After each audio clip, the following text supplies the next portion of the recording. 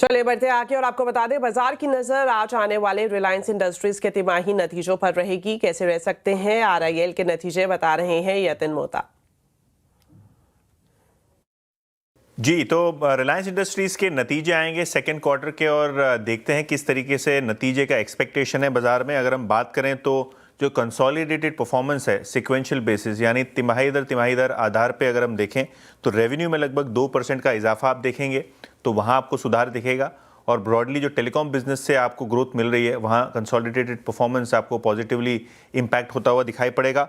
EBITDA की बात करें तो 45,000 करोड़ रुपए का एक्सपेक्टेशन है कंसोलिडेटेड एंटिटी का, जहां आपको 5% की वृद्धि होती हुई दिखाई पड़ेगी। हालांकि पिछले क्वार्टर आपने एशियन पेंट्स की सेल के ऊपर मुनाफा देखा था, तो बेस बड़ा है और उसी लिए आपको रिपोर्टेड प्रॉफिट जो है 26% नीचे दिखेगा। लेकिन अगर हम बात करें सेगमेंट्स की तो रिटेल का एबिटा लगभग 3% सुधरेगा। O2C कारोबार जो कि एक बड़ा कारोबार है, यहाँ आपको एबिटा 4% बढ़ के 15,000 करोड़ के पार जाता हुआ नजर पड़ेगा। और ऑयल एंड गैस एबिटा की बात करें तो वो लगभग 4600 करोड़ रुपए के आसपास एक्सपेक्टेड है। लेकिन अगर हम बात करें O2C सेगमेंट की ग्रोथ की तो पिछले क्वार्टर काफ़ी सारा मेंटेनेंस शटडाउन था, क्रूड के दामों में वॉलेटिलिटी थी जो इस क्वार्टर नहीं होनी चाहिए, तो वो एक मदद मिलेगी। इसके अलावा जो फेस्टिव सीजन सेल्स हैं उसके कारण रिटेल कारोबार को एक बूस्ट मिलेगा। ऑब्वियसली जो क्वार्टर एंड के फैग एंड में आता हुआ नजर पड़ा है तो दिवाली में और पिकअप एक्सपेक्टेड है।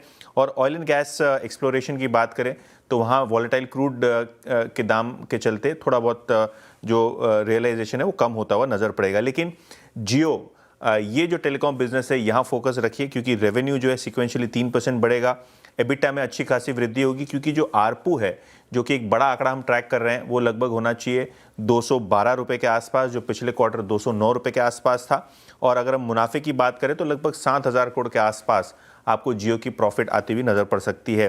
अगर हम कंसोलिडेटेड आउटलुक की बात करें तो क्या लोग जानना चाहेंगे न्यू एनर्जी बिजनेस का आउटलुक, जहां तक कि मार्जिन का सवाल है, रिफाइनिंग और पेटकेम बिजनेस में किस तरीके से मार्जिन शेपअप हो रहे हैं, वहाँ मैनेजमेंट की कमेंट्री इंपॉर्टेंट रहेगी।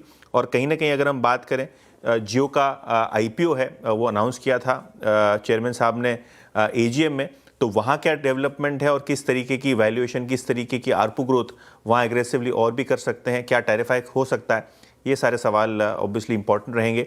लेकिन ओवरऑल एक हेल्दी क्वार्टर आपको रिलायंस का देखने मिलेगा Q2 में। चलिए यहाँ पर हम आपको एक डिस्क्लेमर दे दें कि जो चैनल आप देख रहे हैं इसका रखरखाव और प्रबंधन रिलायंस इंडस्ट्रीज के पास है। किसी भी तरह का कोई फैसला लेने से पहले आप अपने वित्तीय सलाहकार की सलाह जरूर लें।